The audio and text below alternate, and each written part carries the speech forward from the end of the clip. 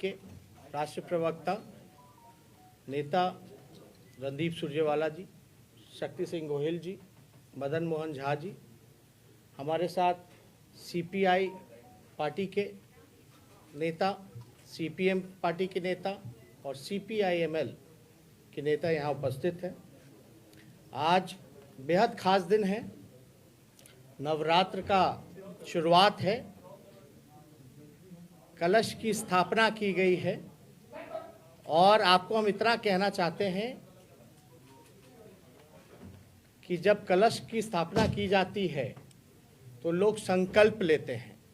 आज 10 मिनट हमको देरी हो गई आने में, क्योंकि आज हम लोगों ने कलश की स्थापना की है और संकल्प हमने लिया है और बेहद खुशी है कि आज का दिन हम लोगों ने चुना है और आज के दिन आप लोगों के सामने हम लोगों ने पेश किया है जो प्रण हमारा संकल्प बदलाव का।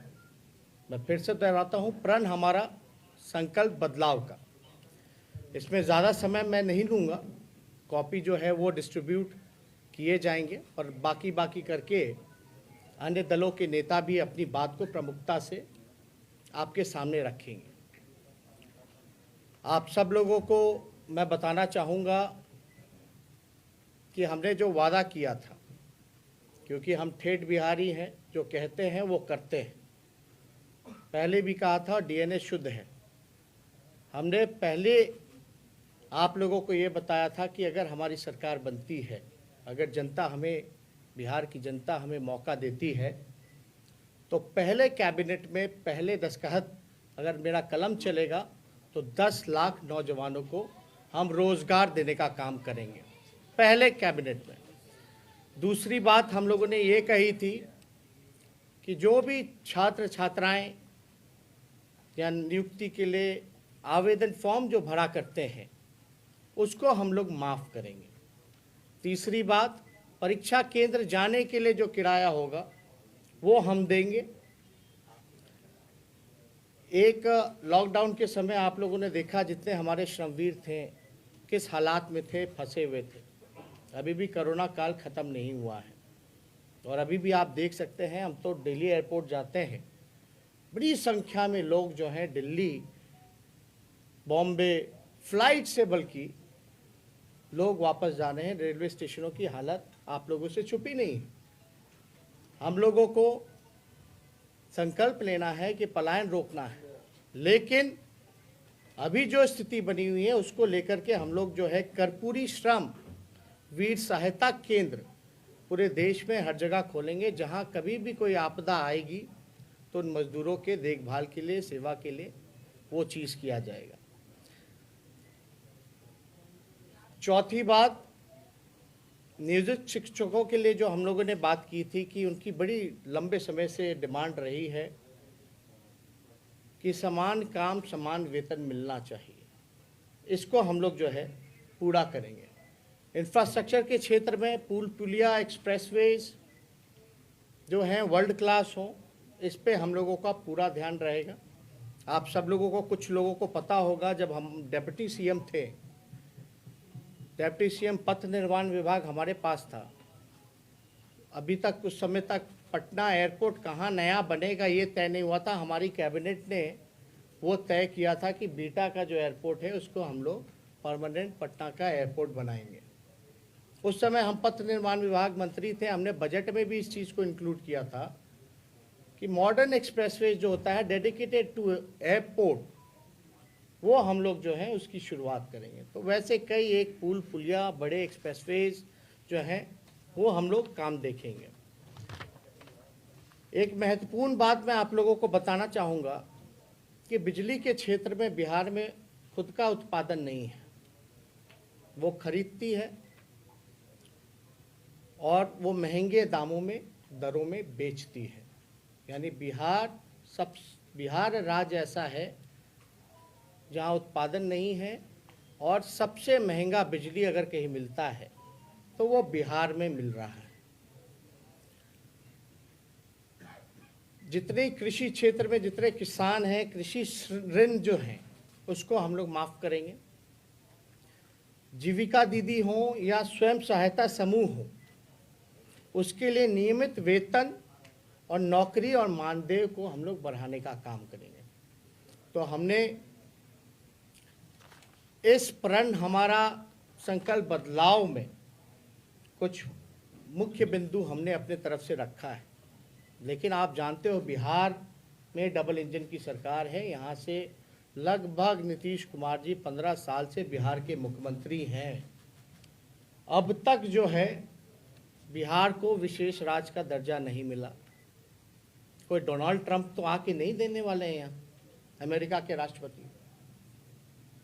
आप देखिएगा, मोदी जी ने पिछले 2015 के चुनाव में कहा था कि शुगर मिल जो मोतिहारी का है वहाँ का चीनी का चाय वो पिएंगे। बिहार में आप देखिए, जूट मिल हो, पेपर मिल हो, शुगर मिल हो, राइस मिल हो, सब ठप पड़े हैं, बंद हो गए। इसके उपाय के लिए कुछ नहीं किया गया, बल्कि बिहार में उत्पादन अगर होता है मकई का, लीची का, गन्ने का, केले का, इसके लिए कोई व्यवहारिक फूड प्रोसेसिंग यूनिट्स नहीं खोले गए। इन सारी चीज़ों में हम लोगों का ध्यान रहेगा। लेकिन सबसे महत्वपूर्ण चीज़ें जो हैं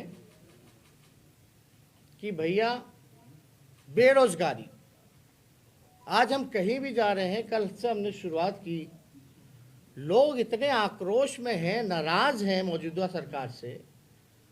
लाखों करोड़ों लोगों जो रोजगार भी करते थे उनका भी रोजगार छिन गया। छोटे मोटे जो व्यवसायी हैं उनका व्यवसाय जो है वो ठप हो गया, और सरकार का कोई ध्यान नहीं। बाढ़ है, सुखाड़ है, अब तक केंद्र की टीम नहीं आके देख के गई कि बाढ़ से कितने लोग प्रभावित हुए। लगभग 80 से 85 लाख आबादी, 18 जिला, लेकिन अब तक कमेटी टीम कोई नहीं आया जांच करने की भैया क्या फसल का नुकसान हुआ, किसका घर का नुकसान हुआ, किसके मवेशी का नुकसान हुआ। कोई आकलन नहीं किया गया।